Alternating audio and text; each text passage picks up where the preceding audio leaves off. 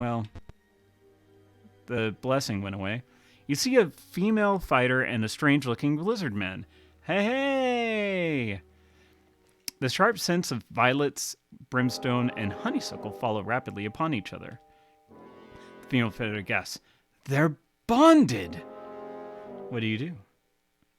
It's Box Lady. We will be nice. Or, you know what? Ku's going to take the lead. He'll be haughty. The fighter introduces herself as Alias, and her companion is Dragonbait. She mentions that she had tattoos similar to yours. She asks you to tell your story. It's Kuv's, so he's always going to be sneaky. We're hunting cultists. She tells you her story, and you know this is journal entry 3. It's one of the first ones, which means it's big.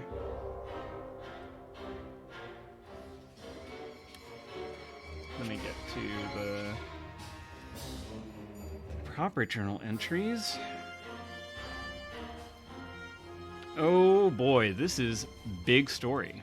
Okay. Alright, another kind of big backstory because Curse of the Azure Bonds, she's the lady that was in the novel.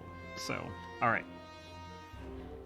I'm afraid that I know all too well what those bonds signify. I was bonded once as well. My story began when the Master Harper wanted to make sure that his work would be preserved in pristine form. He was revolted at the thought of his songs and stories being corrupted and changed over time, as all performing arts eventually are. Frickin' bards. He attempted an experiment to create a kind of flesh golem, a simulacrum of a human being that would be an immortal vessel for all of his work. In this way, he hoped to cheat the effect of time.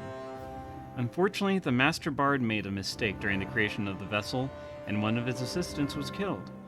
When the Conclave of Harpers found out about the experiment and the reasons behind it, they were appalled. The Conclave stripped the Master Bard of his powers, his magical objects, and his name. They wiped his songs and stories from the collective memories of the entire realm. It was as if he had never existed. Then they trapped him in a pocket dimension and left him there.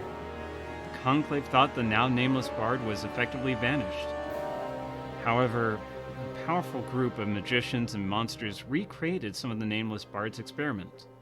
They tracked the Nameless One to his dimensional prison and offered to help him build his vessel.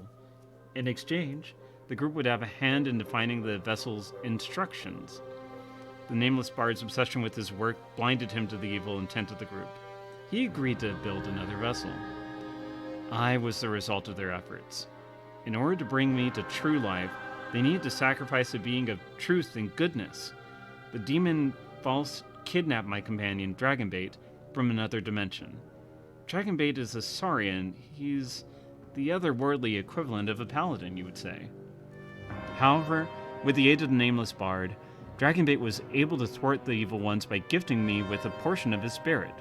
The Nameless One sacrificed himself and engineered Dragonbait in my escape from the evil ones. After our escape, I woke up in a strange place with manufactured memories and symbols such as yours on my arm. Don't worry, my bonds are gone, and I'm now fully my own person. In order to remove my symbols, I had to overcome the compulsion of the bonds. Each bond is like a magical guise put on you by the person or group represented by the symbol. Your only hope is to destroy the person or group that was involved in creating your bond. I see the mouth and hand symbol of Morander on your arm. Perhaps we can help each other. I'm here because the rumors that Morander is threatening to return again. The cultists of Morander were some of the evil ones involved in my bonding. Since you're here and carry those bonds, I assume that he's managed to gather enough power to attempt his return again. I know that the new altar of Morander is somewhere in this ruined temple. This is his original holy place on our plane. Let Dragonbait and I help you. We've battled this evil before. All right, well, that's a bit of backstory. Whoops. Do you want them to join you? Sure. Alias and Dragonbait join you. Alias says sardonically, There's also the matter of the treasure that Mogjian, the High Priestess, keeps behind her altar. Oh, thank you for that heads up.